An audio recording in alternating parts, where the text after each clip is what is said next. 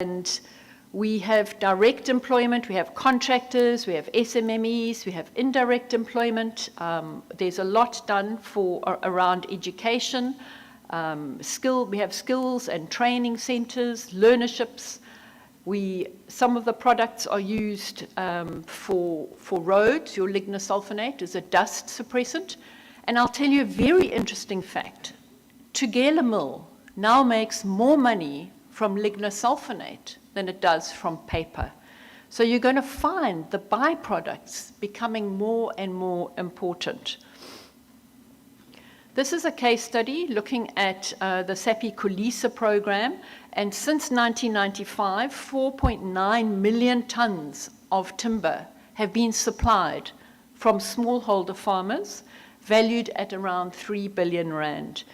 There are a great deal of personal upliftment stories. I'm not going to tell you here, but they are all very good stories. Then Mondi Zamele, they also have a similar program, and they supply they supply seedlings and know-how. 60% of the growers are women, and it really does make a difference in the rural area. An exciting project is the Rare, Threatened and Endangered Species Program. And there are 27 million people in our country that rely on traditional medicine.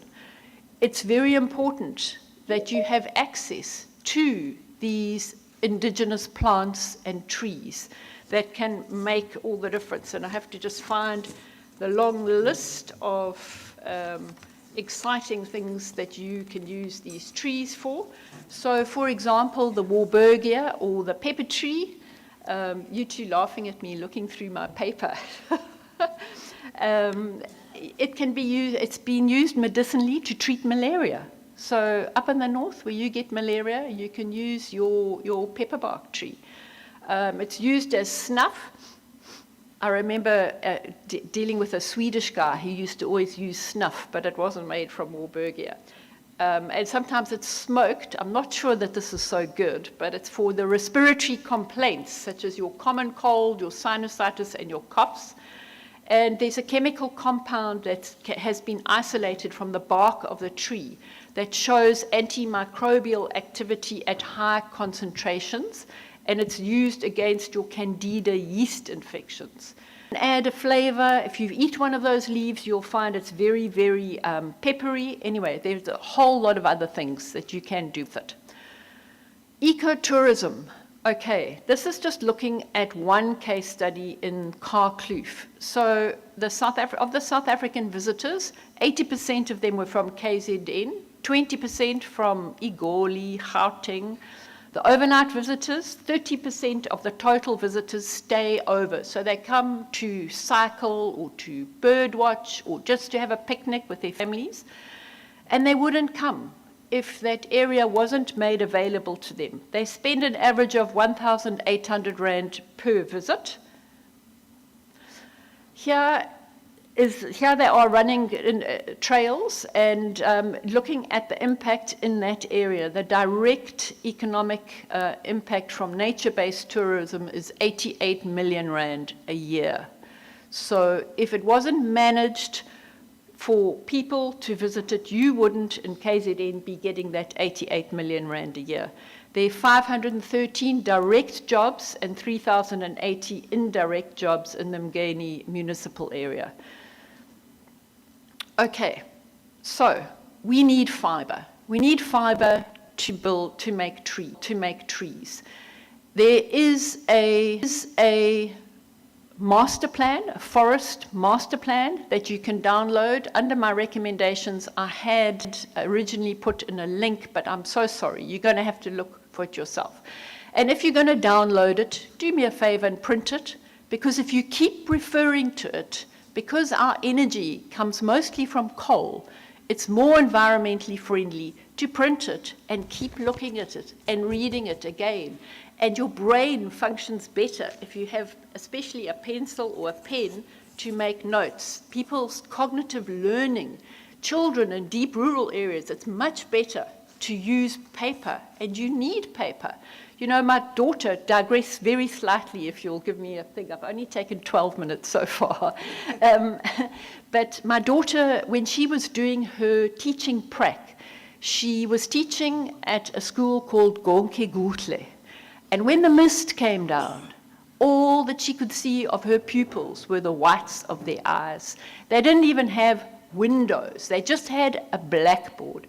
You need paper. You need paper for learning.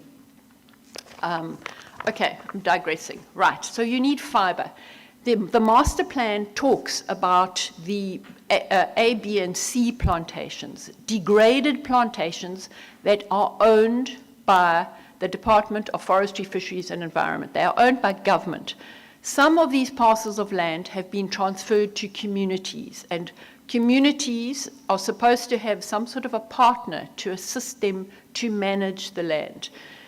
There are 25,000 hectares in the Mzimkhulu area, and I can give you the details of them. That is low-hanging fruit. To be properly managed, the plantations need to be redeveloped, the biodiversity in the area rehabilitated, and the place where for a eucalyptus tree is in a plantation. It's not anywhere else. It's in a plantation. So if you see one somewhere else, it shouldn't be there. It should be in the plantation, doing good for us.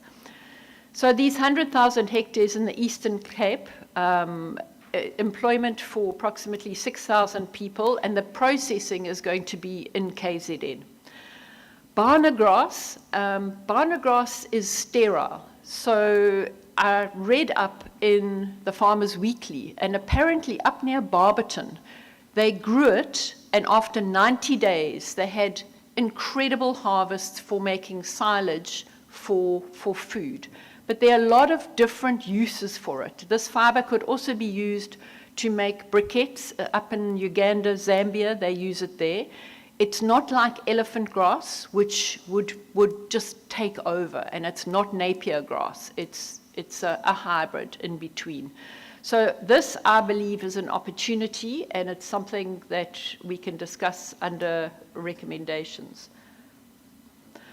Okay, circular economy projects in KZN, the waste beneficiation. So we got together with Stellenbosch University. Stellenbosch University Professor Johan Gorgens reckons that you can make sustainable aviation fuel. But here's the caveat. You need to be willing to invest 10 billion rand. So I didn't put it on my list of recommendations, but he says that there are a lot of sources of sustainable biomass. My issue is that if you've had to jump through so many hoops to plant trees, and you can employ 12 times more people, you only want to use the waste for burning or for that sort of, for other things. Because along the way, you employ 12 times more people if you use it judiciously. Okay, the just energy transition. You heard Dora Modise. Dora Modise and I used to work together for the Producer Responsibility Organization Alliance. She ran it for me. The just energy transition, the wood value chain has been identified, not just here, but in KZN. So there are a lot of jobs that we can create if we, and we can also remediate land. You can plant trees on land that's where there's been mining. The trees will get rid of your heavy metals, things like that. You must just then use those trees not for food grade paper or cardboard. So recycling for cardboard boxes and what we call K4, we recycle up to 90%, 80 or 90% of that. But overall, when you bring in the white paper, which I have seen a bakkie come and go straight into the repulper, and they make toilet tissue out of it in some small mills in KZN, that is lower. So the average is about 60%. So the recommendations, and I've taken 17 minutes. So on recommendations, Premier, I'll just quickly zoom through. So I believe we need to plant more trees where it's suitable to plant more trees. Areas have been identified, and we can use these trees for everything that I've talked about, including the bioeconomy. I believe the master plan should be delivered on, and DEFI, the Forestry Division, is in charge of that master plan. I believe that the stakeholders are listed there, KZN, Eastern Cape, and the unemployed people, rural people of KZN and the Eastern Cape. It can make a huge difference. Then the Bana grass, we could trial the Bana grass. Industry would be willing to supply the seed canes. It's not from seed, it's actually from the cane. And yeah, so you can have that, and then there's the beneficiation of waste. So everything from ash all the way through to sludge, where in Stellenbosch, not in Stellenbosch, in Sapitugela, we've got the sludge from ethanol project. And here, the market is very dependent on selling the ethanol to the EU. Because it's made from waste, it has a higher value. The definition of waste in NEMWA is a problem. I'll discuss it with anybody that's interested afterwards, but it means that the department at one point was interested in beneficiating the clearing of alien vegetation. Very few of those SMMEs went ahead because above a certain capacity, you need a waste management license. You want to sell amahlahla to Mondi to burn in their biomass boiler. If you're doing a bigger quantity, you need a waste management license. So it is inhibiting rather than encouraging beneficiation. Yeah, and then the last one, I think that we could look at growing indigenous trees, but you need permitting and you would need buy-in from the Department of Forestry, Fisheries, and Environment from the biodiversity section. So the greatest threat to our planet is the belief that someone else will save it, okay? This picture of a herder and of cattle is in the Mkomazi catchment area, where WWF and SAPI have partnered, and they're working with communities to clear the invasive vegetation, to rehabilitate the wetlands, to look at rehabilitating the grasslands, and yet have cattle at the same time. It's an ongoing project, and it's been very, very successful. And with that, I thank you. Well, thank you very much, Ms. Moloni, for such a wonderful presentation. The next presenter is Professor Fashian on the circular economy and waste. He is visual. Over to you, sir.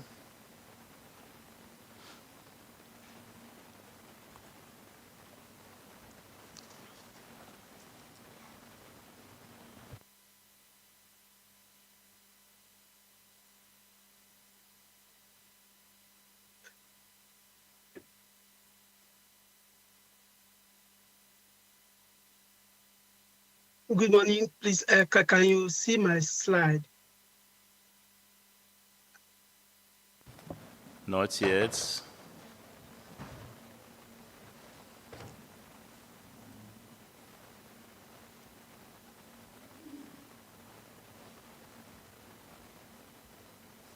Oh, I'm trying to share from this end.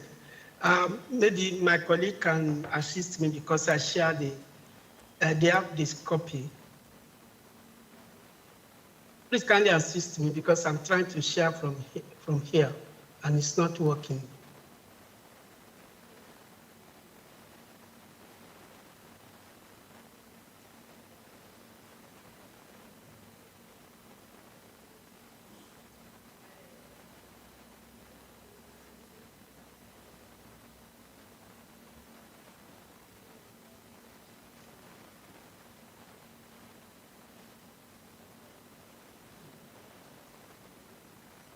And my colleague, please assist me, please, because it's not working from my side here. Yes, we do see something now appearing. Okay, sir. Good morning, Premier. I stand on the protocol observed by my colleagues who have spoken earlier on. I greet you, and I also bring greetings from Canada. At the time here is just at 1 a.m. I assure you I'm not making this presentation from my wearing my pajamas.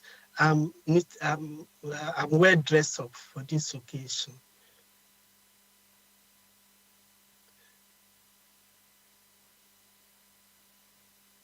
Today, or this morning, I just want to discuss the current climate situation in KwaZulu-Natal, as if we don't know, the short and medium-term climate projection for year 2030 and 2050, which some of us are aware of, and the understanding the link between climate change and the economy. I also want to mention in passing the economic challenges posed by climate change and the opportunity thereof, as my sister had just presented. And I want to round up with circular economy and its principle with respect to waste management. I also want to mention some case studies as well. Mr. Premier, I just want to say that we are doing well. Sometimes it is good to mark one's paper. From what I've heard since yesterday and also this morning, we are really doing well in our province. We are really doing well. So I just want to assure us that we are doing well, so as to encourage ourselves. The recent trend in temperature and rainfall pattern in South Africa are well known. They were mentioned yesterday. We are sitting with rising temperature. We are also sitting with variable rainfall pattern. You have rainfall here at a particular location. You have too much rainfall at a particular location. So all these things were discussed yesterday.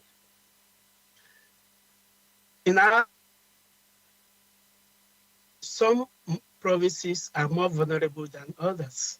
Unfortunately, we are one of those three that are highly vulnerable when it comes to climate change impact. We have got the Eastern Cape, we have got ourselves, and we have also got Limpopo. With that at the back of our mind, we are called to witness the severe floods we have been experiencing in recent years in our province, the impact of storms on our infrastructure, the drought effect, especially in the northern KwaZulu-Natal, where we lost crop. All these things are in our memories. We are witnessing them. Having said that, we have to take action. There's a need for resilience.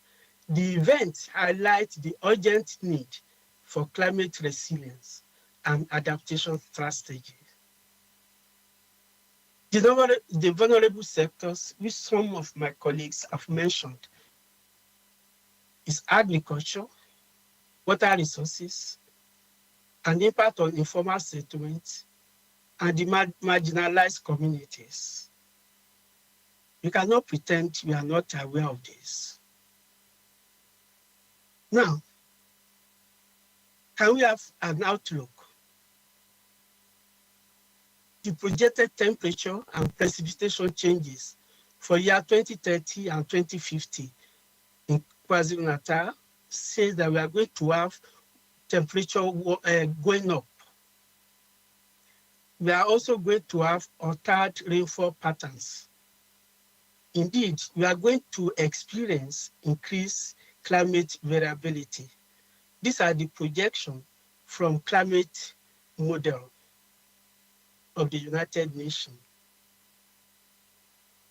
The potential effect of this have actually been mentioned, but sometimes we have to keep on repeating it. in case some people don't believe that these things are real. Therefore, I also want to repeat, as if you don't know, that this impact on the water resources, agricultural productivity, and biodiversity, and the risk of extreme weather events and sea level rise are something that are worrisome. We are witnessing them, as I said earlier, and my colleagues also said yesterday. The frequency of extreme weather, when we say extreme weather, flood, heat wave, the frequency at which they are occurring is increasing. And also, the sea level is also rising. It may be small when we measure it in millimeter, but it could be, it has a serious impact because it generates current, and when you have, we have witnessed some of our infrastructure destroyed in the South Coast before. So these are the risks that we are sitting with. In summary, the climate challenges in South Africa, especially in KwaZulu-Natal, face impact from climate change requiring urgent attention. Therefore, we must have proactive, but we do have policies really. We have legislation. We have all these legal instruments to enable us to take action. We must implement them. We must implement them. We must implement them to mitigate climate risk and support sustainable development. In doing so, we need to involve the community because they are the grassroots. They are the ones who face and who experience these things. They have no means of coping. So we must involve them when we are rolling out programs. Our strategy must be sustainable. Our approach must be sustainable to ensure long-term resilience and environmental balance for future generations. We cannot afford to do touch and go. We must come up with something that has long-term resilience. Then we need to explore intervention through circular economy practice and waste management.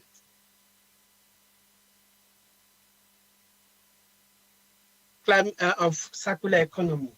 Sometimes we can describe what the circular economy is by explaining what it is not, a linear economy. In linear economy, which is our current system, we make waste and we dispose of it. We make a material or a product, we use it, then we dispose it.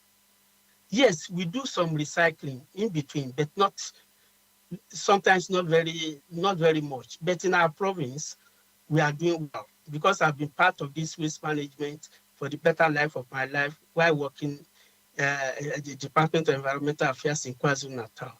We are promoting recycling. We are doing well, but we can also do better. So when we dispose, we are impacting on the people and the planet. But when we now talk of circular economy, we are talking about products that you use for a long time. Mr. Premier, the first time in my life that I had new clothes was when I went to secondary school because the school supplied the uniform.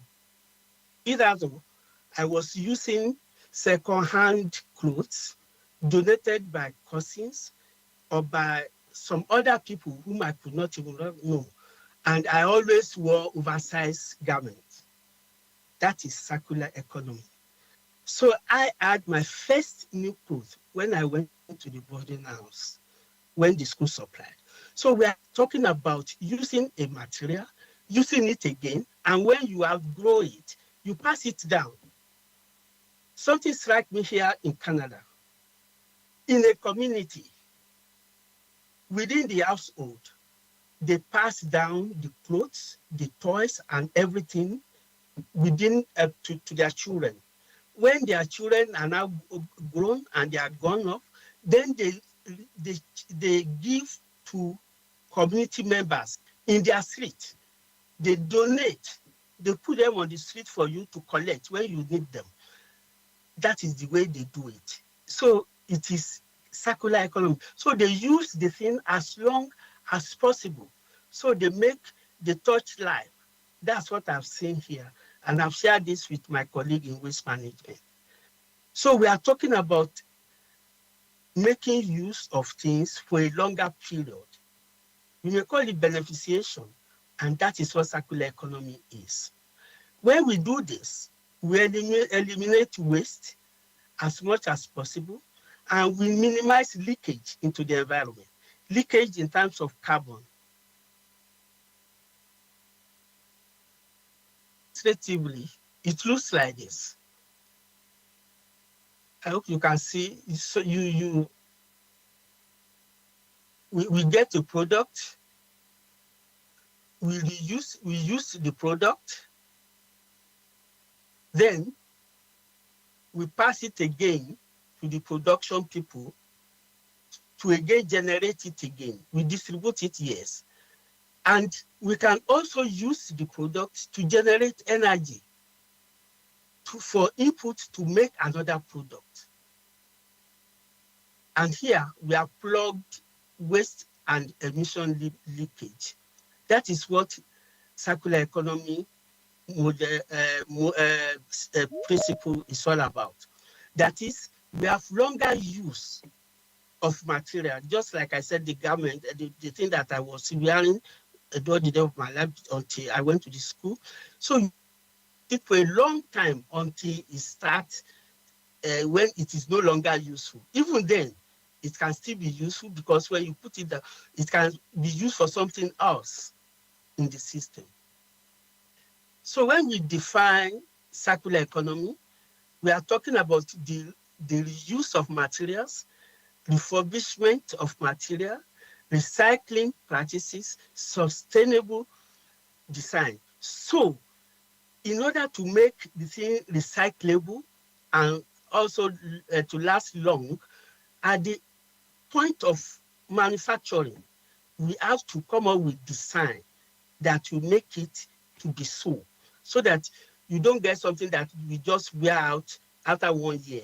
So we talk about quality, and that is the way the world is going. The illustration of circular economy life cycle is like this. It is about continuous resource cycle. It is about value retention.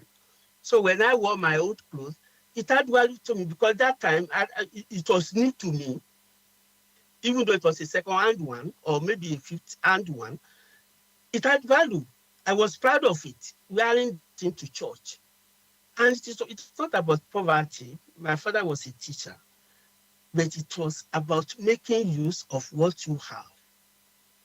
By circulating materials and products within the economy, we preserve the value of those resources instead of just devaluing them. Which leads us to another definition of a higher order circular economy. We call it regenerative circular economy. That actually applies more to mining. When you mine a product, after we mine it and we use it, we don't throw it away. We still has usage somewhere else in the value chain. So we regenerate it to be, and by the time we regenerate it, it looks like a new one. That is, we are now talking not only of circular economy, we are emphasizing the generative aspect of it. To do that, we have to be very innovative. And this simple diagram explains it. You collect, that's the user, you collect, you get a product, let's say television, for example, it is faulty, you repair it, you still use it, okay? In case it can no longer be recycled, it can no longer be repaired, you take it to some other level whereby some part of it can still be used. When I was working in the government, we set up an e-waste facility at Sedara.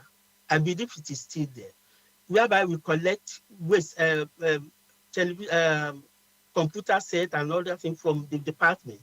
Some of them are repaired and donated to schools. Those that cannot be repaired are dismantled, and some of the materials there are sold and to those who need them for recycling or even for spare parts. That is what we did. I still believe that it is running at Sedara, the e-waste thing, and we're about the first to do it in South Africa. So this is, it works. So we as consumer also, when we use material, we consume, but sometimes we are satisfied. Then we come back here. We can return it. If we cannot finish it, we can return it to the manufacturer again. Who can find use of some of the material, and it go down the cycle goes on like that. That is circular economy, regenerative circular economy, and this is the model we must adopt. Like I said, we are doing well. This is showcasing in an initiative in Westland. We also have equivalent in KwaZulu-Natal. Unfortunately, I couldn't lay my hand on, but I really appreciate what my sister presented this morning, which is home base. So we have this at West. We have this nursery school was built eco brick made of tons of recyclable plastic. We also have tire usage, old tires too. We have them also. So those are the things that we are doing. Then on a more complex thing, when I was in the department, we approved that the Portland cement in Perception co-generate its energy using used tires. So they reduced the amount of diesel they were consuming.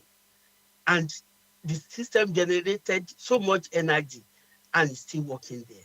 So those are the things that we are doing. We are actually doing well. We need to sometimes mark our paper. So we have this kind of machineries, this kind of system. It's not only the cement industry that can use it. Other industry also can have a leeway of using something that will conserve our resource. The overview of climate change and its economic impact has been well spelled out by previous speakers, so I'm not going to go into details. My sister, Dr. Fikile, wanted the comprehensive thing, so I presented this, and there are 40 slides for those who can read them. So we have physical damages, health costs, impact, economic productivity shift, we have all those three. Nearly everybody spoke about them. Now, if we do not do anything about them, if we do not address them, it will affect our economy, it will affect our GDP, it will affect our employment status, it will affect our public finances. So the key sectors that are really affected when it comes to economy are the agriculture, the energy sector, the insurance sector, infrastructure sector as well.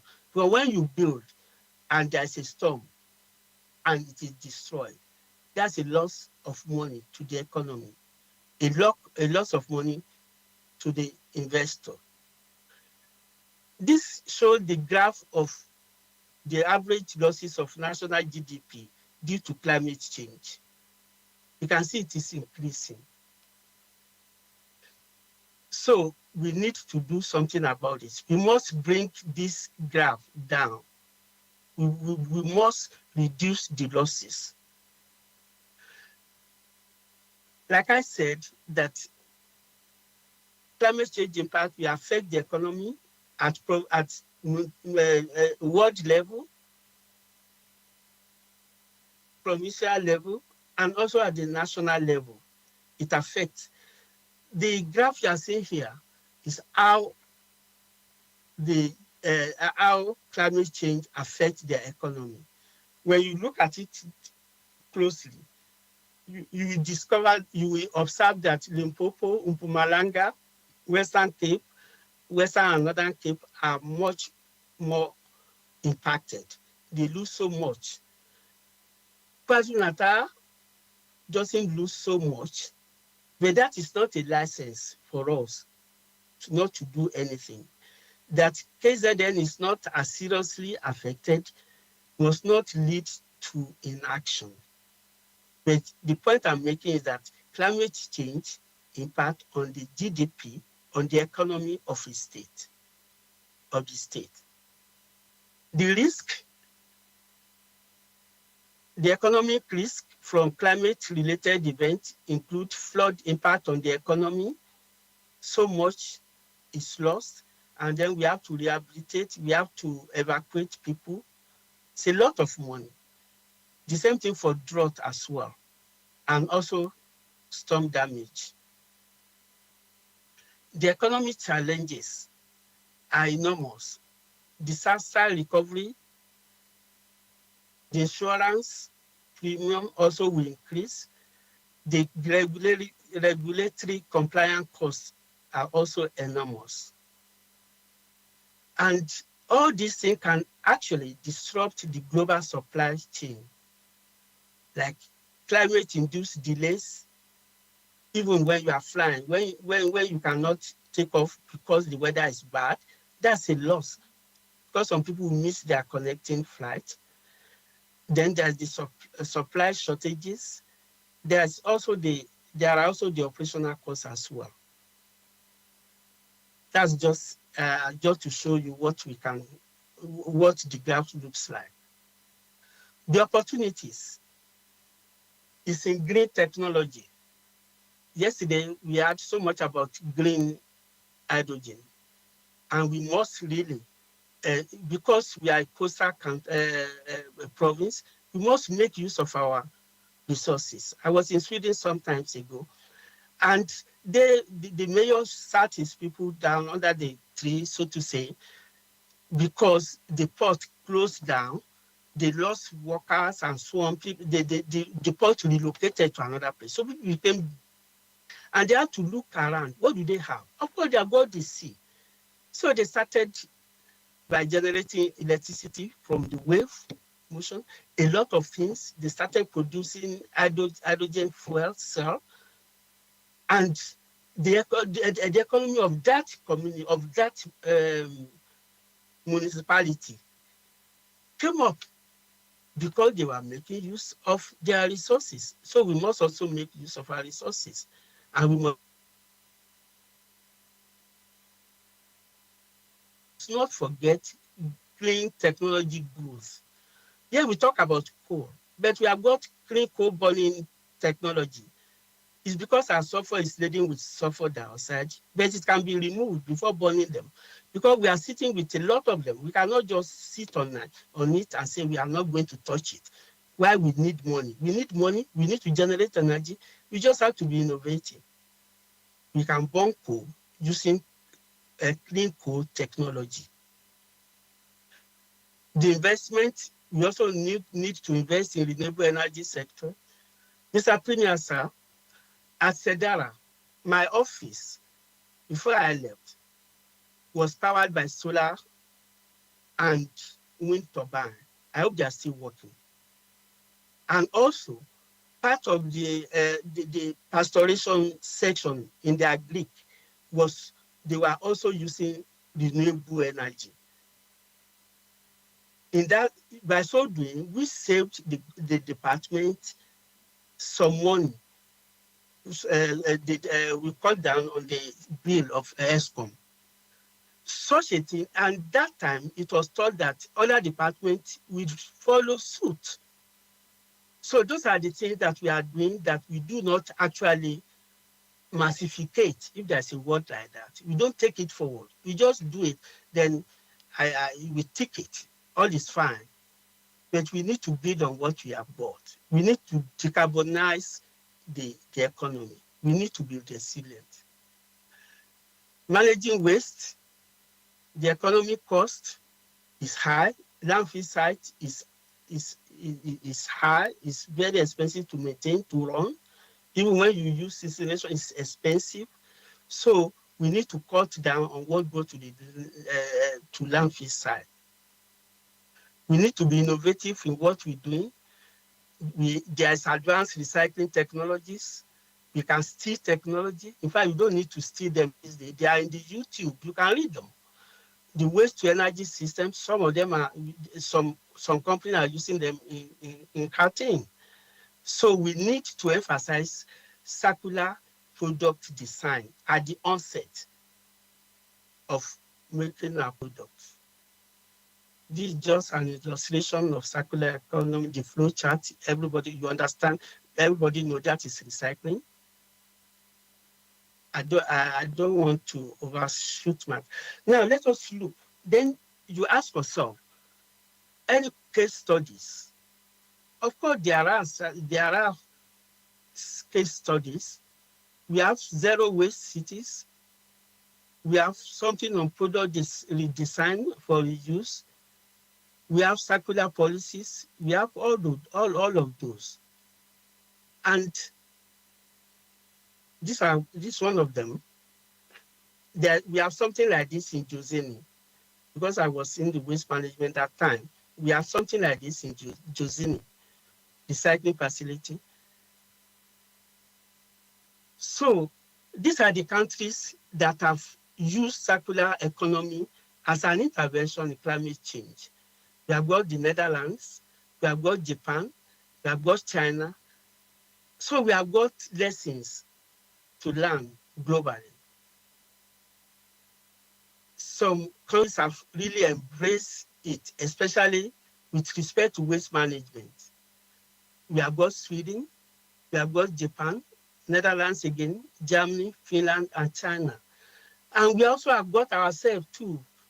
If you can borrow, according to what my sister said this morning, we are doing it. Even if we may not call it so, but we are doing it indirectly.